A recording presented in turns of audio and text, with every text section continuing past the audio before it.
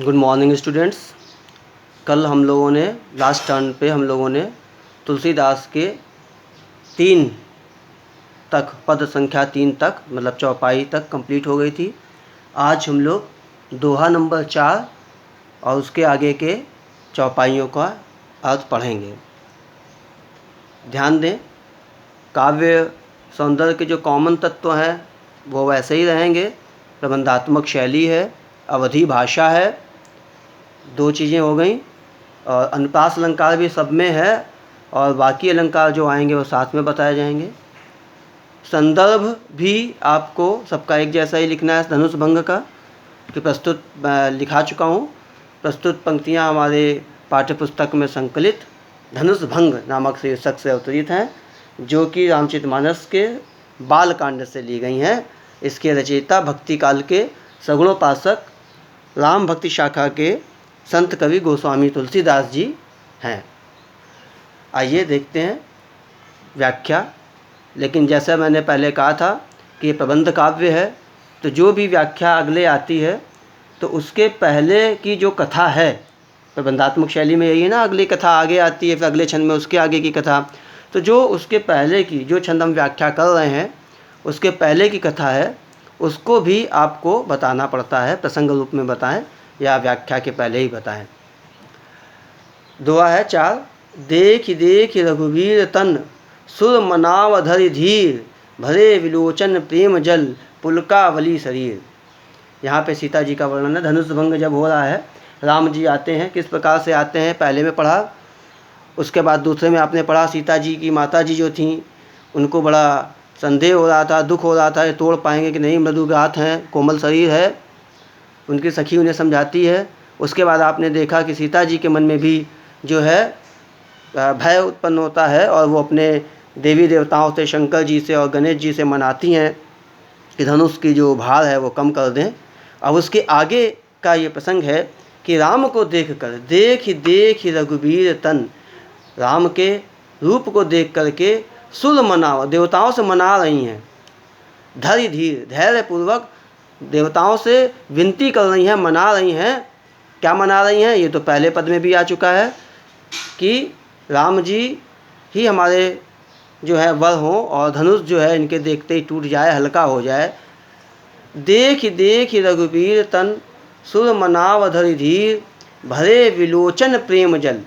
आँखों में प्रेम जल है, राम जी के प्रति जो उनका प्रेम है उसके कारण आँखों से आंसू आ गए हैं। और पुलकावली शरीर, पुलकित होकर के, रोमांच जो है, पुलकावली जो है ये क्या है? हर्ष और प्रसन्नता से उत्पन्न रोमांच। शरीर में जो है हर्ष और प्रसन्नता है और आँखों में प्रेम का जल है, रूपक अलंकार है यहाँ पर। और यहाँ पर देख ही देख में पुनरुक्ति प्रकाश अलंकार है। छंद ये दोहा है। तो देख देख रघुवीर तन सुर मनाव धरि धीर, राम के सौंदर्य को देख करके सीता जी जो हैं देवताओं से विनती कर रही हैं कि धनुष जो है वो हल्का हो जाए। और आँखों में उनके प्रेम का जल है, राम के प्रति जो उत्पन्न हुआ है उसके लिए जल है, आंसू हैं, और उनके शरीर में प्रेम का रोमांच है। नीके, अब चौपाइयाँ देखें। नीके निरख नयन, नीके निरख नयन भरी शोभा, पितु पुण्य पनु पन प्रतिज्ञा, पितु पन सुमरि बहुरी मन शोभा। उनके सौंदर्य को, नीके नेत्र भर के शोभा उनको देखा, मन में प्रसन्नता हुई। लेकिन दूसरे क्षण क्या हुआ कि पिता के प्रतिज्ञा को याद, सुमरि माने याद आना, बहुरी माने फिर से, लेकिन फिर से पिता की प्रतिज्ञा को याद करके मन क्षोभा, मन में क्षोभ भर हो गया, मन दुखी हो गया। क्या दुखी हो गया?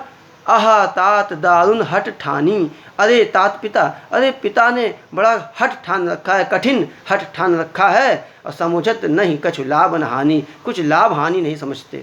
अब यहाँ पे आप देखें, हट क्या था? ये स्वयंवर में तय हुआ था कि जो भी शिव धनुष की प्रत्यंचा चढ़ाएगा है तो उसी से ब्याह होगा। तो अब ये राम है कोमल, तो पिताजी ने ये कठिन प्रतिज्ञा ले रखी है, तो कैसे होगा ब्याह इनसे? ये मन में उनके एक क्षोभ उत्पन्न हुआ। अह तात दारुण हट ठानी, समुझत नहीं कछु लाभ न हानि, सचिव सभय सीख देह न कोई। जो सचिव लोग हैं वो सब है भयभीत होकर के, उन्हें भय है और इसीलिए कोई उन्हें सीख नहीं दे रहा है, कोई उनको समझाता नहीं है। भय के कारण कोई भी जनक जी को ये नहीं समझाता है कि अपनी हट छोड़ दें। बुद्ध समाज बड़ा अनुचित हुई, बुद्धिमानों की सभा है, बुद्ध समाज है, इसमें यहाँ बड़ा अनुचित हो रहा है। यह जो प्रतिज्ञा है, इस प्रतिज्ञा के कारण जो है वो अनुचित कार्य हो रहा है। कहाँ क्या अनुचित है? कहाँ धनुष कलुष नहीं चाहि कठोरा, कहाँ वज्र के समान कठोर धनुष है और कहाँ श्यामल मृदुगात किशोरा, और कहाँ ये मृदुगात कोमल शरीर वाले श्यामल किशोर। विधि, अब विधाता से विनती करती हैं, क्या कहती हैं? विधि कई भांति धरो उर धीरा। हे भगवान, हे विधाता, मैं किस प्रकार अपने उर्मय हृदय में धैर्य धारण करूं? कहाँ ये कठोर वज्र के समान धनुष और कहाँ ये मृदुगात किशोर।